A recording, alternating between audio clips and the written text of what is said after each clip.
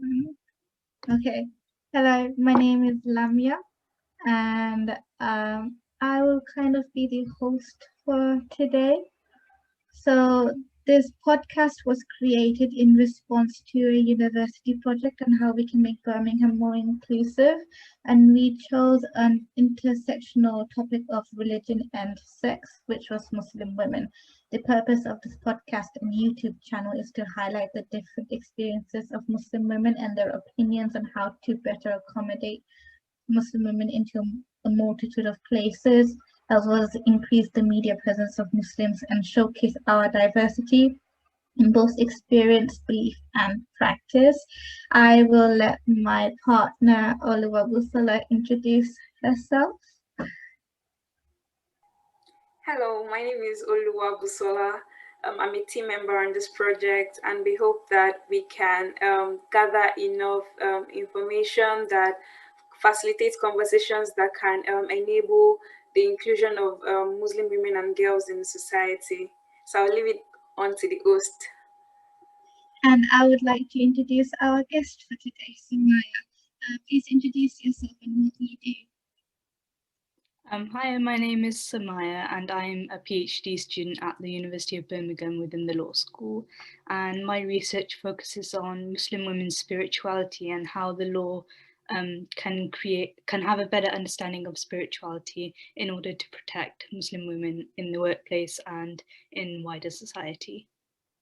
That's perfect. Thank you so much for joining us. This is our first podcast, so this is like a test run. Um, the first topic that I wanted to point out was the topic of identity. So there was a study that showed that growing up, a lot of parents encouraged their Muslim daughters to construct kind of like a British Muslim identity. They wanted their daughters to become effective members of British society, albeit without losing their Islamic religion. In contrast, boys primarily identified themselves in terms of their Muslim identities. None of them referred to themselves as kind of British. In this respect, they kind of differed sharply from Muslim girls who described themselves as British Muslim and English Muslim. However, there was a change that was recorded by 2010 where the researcher noted that the young women in her 2008 to 2010 research identified themselves as British citizens, but couldn't perceive, but perceived that others in society did not fully accept this, and hence identity and citizenship were not synonymous for them. For some of the young women, the issues and the contradictions they present are just too complicated.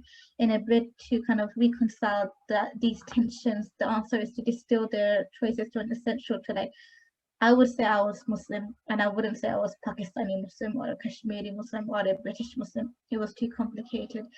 What do you think about this conflict of identity? Do you think there is a conflict between being British and being Muslim?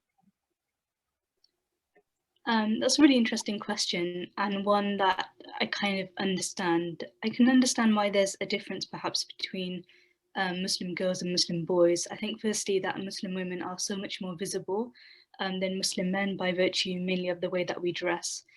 And so perhaps I know like for sure there are studies that show that women are victims of hate crimes a lot more than Muslim men are. Just by how we dress, we're kind of very visible, very out there. People kind of know by the way that we dress that we are Muslims, and as a result, yeah, we are targeted for that. So I understand perhaps it could be seen as almost like a defense mechanism, almost to kind of protect ourselves from these sorts of hate crimes. If we attempt to kind of gain this kind of proximity to Britishness, to the kind of norm, the majoritarian, if we kind of gain proximity to this, then perhaps we could protect ourselves from hate crimes and whatnot. In terms of a conflict of identity, I don't necessarily think that there should be a conflict of identity. I think that when we talk about Britishness, we're not necessarily talking about whiteness or Christianness. We're talking about a concept that's very fluid, it's very diverse. And so, really, there should be no conflict of identity. And I think that it's quite sad, actually, that we feel the need to kind of grasp at this proximity, that we want this proximity in order to protect ourselves. So I think it's quite sad. I think it's understandable. I think it's a defense mechanism of some sort. But then on the flip side, I guess that there also is this conflict in a sense that Britishness and the way that we view Britishness historically, I think it's not an empty term. I think that it's quite loaded historically as well. And if you think about a lot of Muslims in this country, we come from former colonies. And it's quite normal for us to have these kind of histories with the British Empire and whatnot. So I kind of see that there is almost a conflict there, that we're now coming to this country, we've either gained British citizenship or not gained British citizenship. Sorry, that's a bit of a tongue twister. But it's almost kind of like this cognitive dissonance in a sense that we're now part of the colonizer's kind of country, and we're here, and we're only kind of really here because of the actions of the colonizer. So I get both sides in that sense. I hope that answers your question or shed some light on it. It does. In kind of like a personal thing, I've seen some of my friends kind of put Muslim first before being British because of exactly what you said, because they feel British, they are British, but if they say that they are British, then they know that there is going to be kind of like a conflict from outsiders of the community.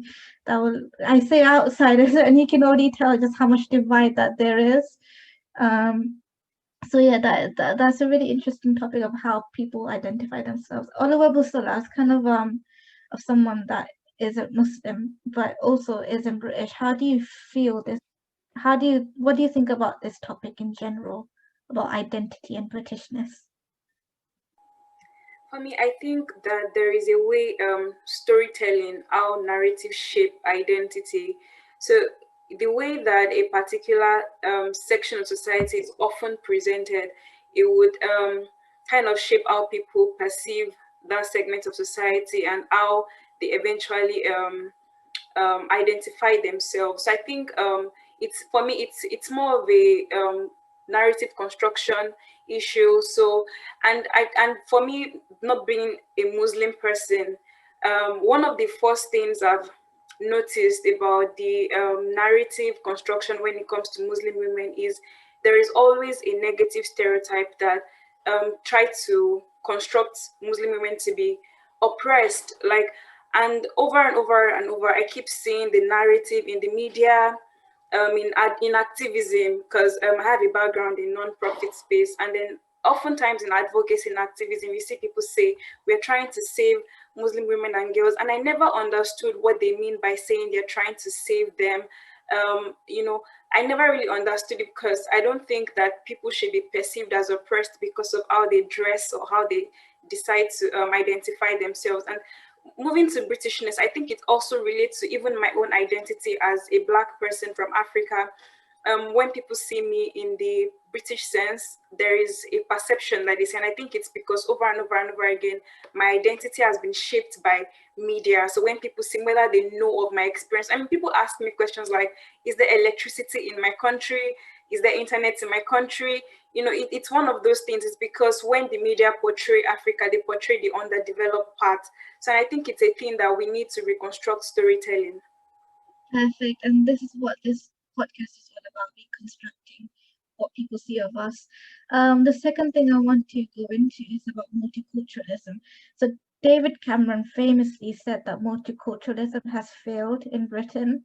And, as young people in Britain, I would really like to know what you think, because there are some Muslims that say that it has failed because ethnic minorities still feel a segregation and divide in British society, especially due to media and politics. It doesn't help that David Cameron said that he views Muslim women as traditionally submissive, and that Boris Johnson called Muslim women wearing the burqa and niqab looking like letterboxes, So what is your view of multiculturalism and how the media and politics have shaped and defined the outlook of British society upon Muslim women?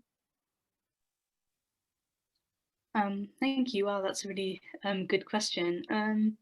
it's difficult, isn't it? Because what you see kind of in politics and in media, how we're kind of represented, and like Oluwabusolo was saying, how our narratives are kind of shaped, it's kind of very much out of our control, right? Because we don't really have a lot of Muslim politicians, we don't have a lot of Muslims in media. And so our narratives are being shaped by people that don't know us, that aren't familiar with us, aren't familiar with our day-to-day routines. And it's interesting because I go out onto the streets of my community and it's so diverse and it's so multicultural, and we all usually we get along quite fine, and you might get the odd person every now and then shouting something at you or whatnot, but for the majority of the part, living within such a multicultural and diverse community is enjoyable and it's fine. So it seems like on a very interpersonal level, multicultural communities are kind of existing and we're doing fine and it's okay. But then when you look at politics and kind of the higher powers that govern this country, they like to make out that it's not working. And then in my opinion, I think they go out of their way to kind of cause more division, especially within the media, the way that you see the way that certain headlines are framed, and especially language. I think language is very, very important. And you often see Muslims associated with negative language like terrorism, and like you said, with Muslim women also, we're associated with submissiveness, we're associated with oppression. Muslim men are always posited as barbaric or oppressive, or as hating women. And then on the flip side, Muslim women are kind of always going to be in need of savior from these Muslim men who are constantly oppressing us. But that doesn't marry up with the lived experience of a lot of Muslim women. And that's not to say that these kind of incidents don't happen, but then it's also important to note the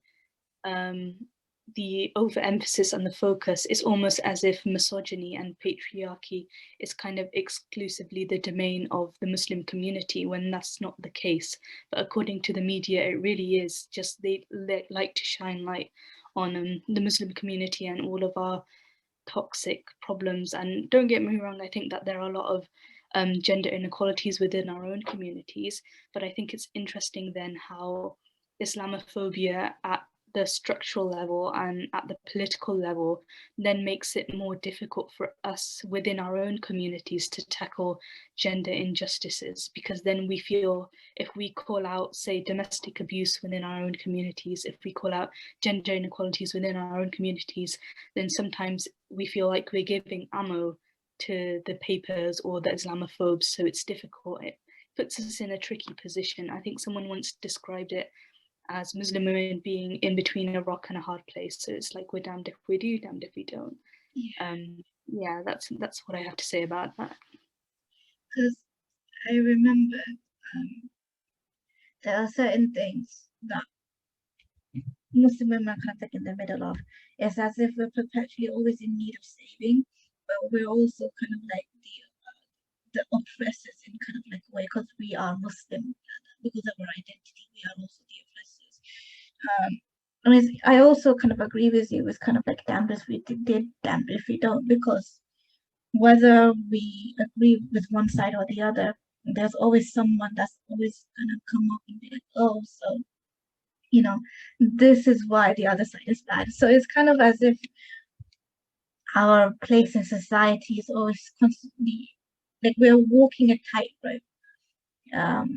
So as a person that's working, I say working in law, I see that a lot of lawmakers and like the higher ups, they make all these legislations and laws for us in the for like us. But how much do you think that, like, how ethnically diverse do you think the higher ups are when they make these laws? And do you think they truly understand the issues that are in certain communities when they make all these legislations? That's a very valid way to look at it, especially because lawmakers are supposed to be representative of the communities that, well, they're elected to represent. But in my personal opinion, I don't think that they are representative. So law is made through two ways. It's either made through statute, which is in Parliament, and I don't think our Parliament is very diverse. I think it's slowly getting better. And then secondly, it's made through judge-made law, and our judiciary isn't very diverse. I think the Supreme Court has two women on the Supreme Court, but it's not very diverse. Everybody is white, and so I don't think these kinds of lawmakers don't really understand the lived experiences of the people kind of on the ground. That's just my personal opinion. But also we have to question the notion of representation and exactly how liberating it can be, because if you look now at the Conservative Party, we do have two brown people in prominent positions. We have Priti Patel and we have Sajid Javid, both claiming kind of I think that their role is almost tokenistic in the sense that, oh, look, we have brown people on board, but you have to look at the root of their policies and their philosophies, and ultimately it's not conducive to the interests of brown people and ethnic minorities on the ground. And so I think we should be wary of representation. I think representation is needed, and it's there are good people doing that work. I know Zara Sultana MP, she's particularly very good, and but the extent to which we can call representation liberation, I think that's something that should be questioned and we should be cautious about. But yeah, I think representation is needed, but yeah, like I mentioned, it should be taken with a pinch of salt at the same time. And how much do you think this lack of representation has affected Muslim women on the early levels, such as schools or sports and work? Because I know that in sports, there's a huge debate going on with like the acceptance of hijab in certain sporting events, such as football and in fencing. You know, we have amazing Muslim women that are like, you know, Olympic level, that, you know, breaking the barriers and stereotypes, such as Imtihaj Mohammed, the fencer. I'm sorry if I butchered her name. But do you, do you think that there's still a segregation in like schools and sports and work for Muslim women that make it hard for them to be included into those communities? I'm not too familiar with the sports world, and I can't really speak to the sports world, but I can imagine that there are significant barriers that people like Ibtihaj face getting into these kinds of, not just sports, but perhaps all these kinds of spaces and careers that are almost always exclusively white or middle class or whatnot. I think there's a glass ceiling kind of everywhere you go. I know in the legal profession, there's that glass ceiling, and I imagine in sports, there probably is. And with sports as well, there comes the extra, the extra, I guess, how would you say it? The extra kind of thing of like public scrutiny, where you're kind of in the camera and people are looking at you and scrutinizing you. And it's not just barriers that you face from the non-Muslim community, it then becomes like barriers and criticisms that you then face from the Muslim community as well. So it's like, I know a lot of Muslim men are not too keen on Muslim women going into sports. So if you look at perhaps the reception of Khabib, the Russian, is he a UFC fighter? He's a boxer or wrestler or something. I'm sorry, I don't know, but he's kind of hailed in the Muslim community. Everybody loves him. He's doing a good thing. He's representing Islam. But then when you look at women like Ibtihaj, perhaps it's a bit more of a struggle, and Muslim men like to point out that she's not being modest, or she's in the public eye and she shouldn't be.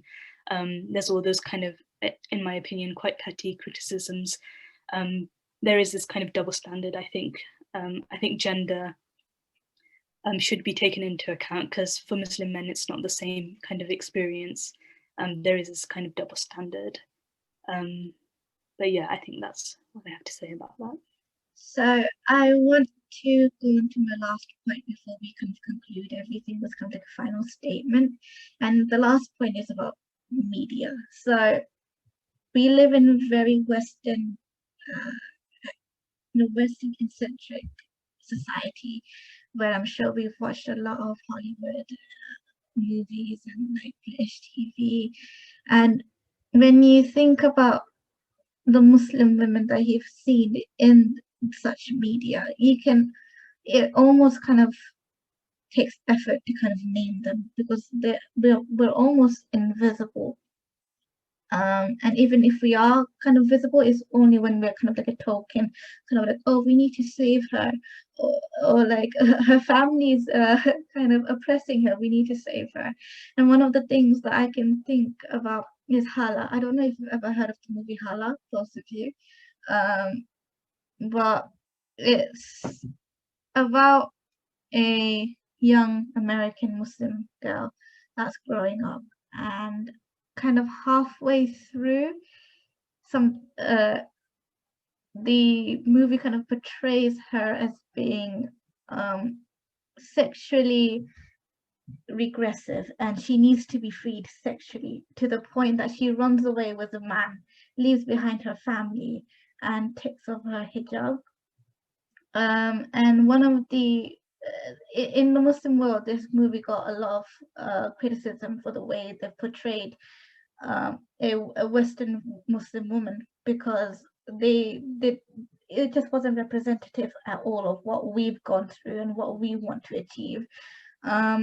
So I would just like your opinion on why is it that in British media and the Hollywood media we are always portrayed as this kind of in this kind of narrative? And have you seen any like shows or movies where it has been the opposite, where we have actually gotten a lot of recognition for what we have done? That's a really interesting topic. I think the actor Riz Ahmed, he talks about this a lot within his movies and then his activism as well. He talks about how he'd go for casting calls and the only kind of roles that were open to him were that of like, oh, male terrorist or this or that. But again, I think these kind of Muslim male actors, so I don't know if you've heard of the show Man Like Mobeen with Gus Khan. Yeah, so even in he kind of wanted to make a show where Muslims were kind of portrayed in a different way. And, you know, fair play, it's a funny comedy. But I think one of the criticisms of his show came from Muslim women in the fact that even though he was a Muslim and he produced the show, he wrote in it, the way that Muslim women were portrayed, it was kind of we were kind of, the points of comedy, like comedic tools, kind of the joke was always on us kind of way. So it was also portrayed like, oh, so there's this one episode where Mobeen is like set up for like an arranged marriage and the girl he meets is kind of a certain way, and it was kind of like a big joke was made about it. So that's one thing. So again, I think gender, there is a difference in Hollywood and in the media of gender. I think perhaps maybe Muslim men have more control over the way that they are represented, albeit it might be a little less control because I know how difficult it is for, I think, Muslims to get into media. Yeah, I can think of the way lots of shows I can think off the top of my head where Muslim women have to like take their hijab off. So there was this one clip from a show where it was like a female Muslim doctor, and you're thinking, oh, she's a doctor, that's cool. But then a patient comes in and the patient's bleeding out. And apparently the only way to stop the bleeding, even though they were in a hospital, the only way to stop the bleeding was for her to take her hijab off and use the hijab to like wrap up the blood. So that was kind of silly. But I don't know, yeah, you're right. I think there's this obsession with making Muslim women unveil and take their hijab off. I think that this stems from a history of Orientalism and Orientalist thought. And that goes back all the way, I guess, to the Crusades, where Muslims were kind of represented as barbaric and uncivilized, whereas Europeans were enlightened and capable of rational thought and reason. And within this process, Muslim women played a particular role. I think I would refer to them as kind of pawns in the political game, where in order to justify kind of aggression against Muslims and kind of other marginalized communities, they kind of needed an excuse. So they used Muslim women as an excuse that, oh, look, they're being oppressed by Muslim men.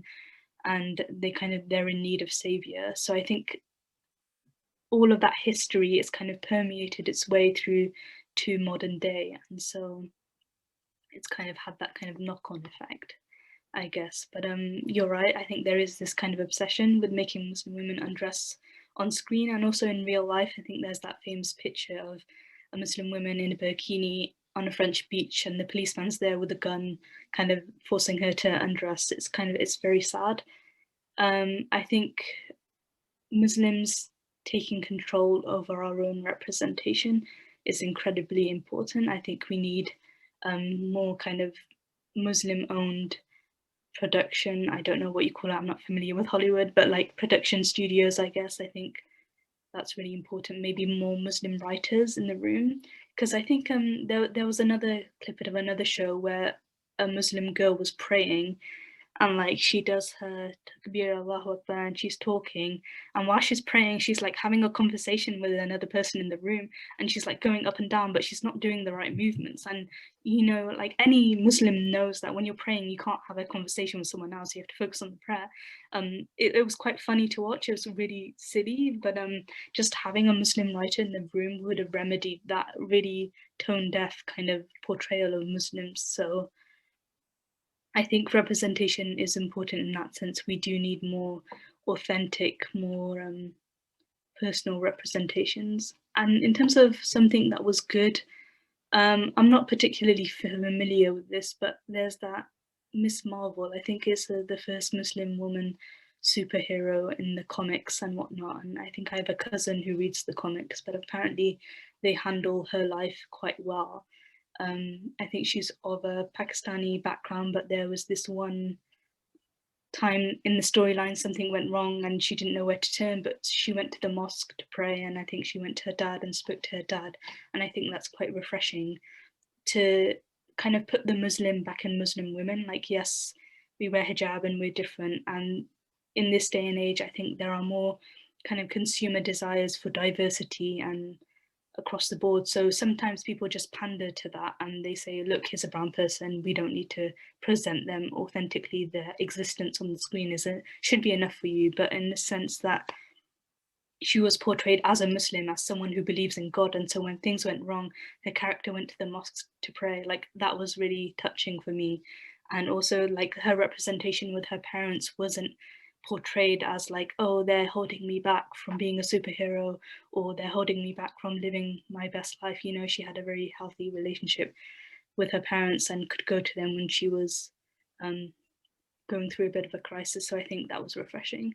Yeah, I'm not familiar with the whole storyline, or if I'm remembering wrong, but I think that was something that stood out to me.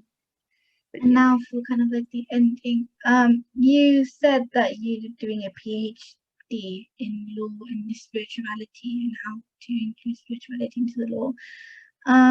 Could you explain a bit more about that and what you think the future of your PhD will be like? Oh, that's a really lovely question. You want to hear about my research? I could be here all day.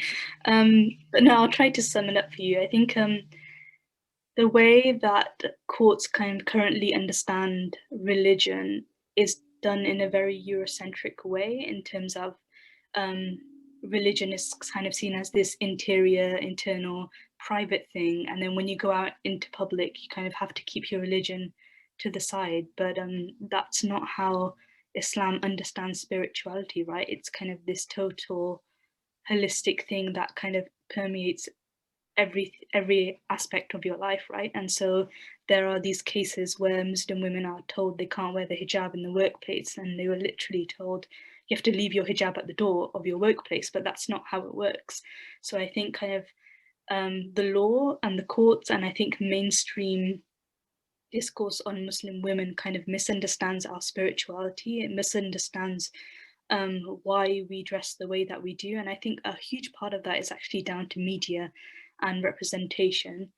And so I'm hoping that this thesis contributes to kind of unpacking representations of Muslim women in law and in mainstream media, and kind of goes a little bit way to helping people understand Muslim women a little bit more authentically. yeah, I hope it does. We'll see. Thank you. Thank you so much for coming on, and I wish you the best of luck in your PhD. And yeah, thank you for everything. This has been our first ever podcast, Muslimah and Brum, and we hope to see you next time. Bye.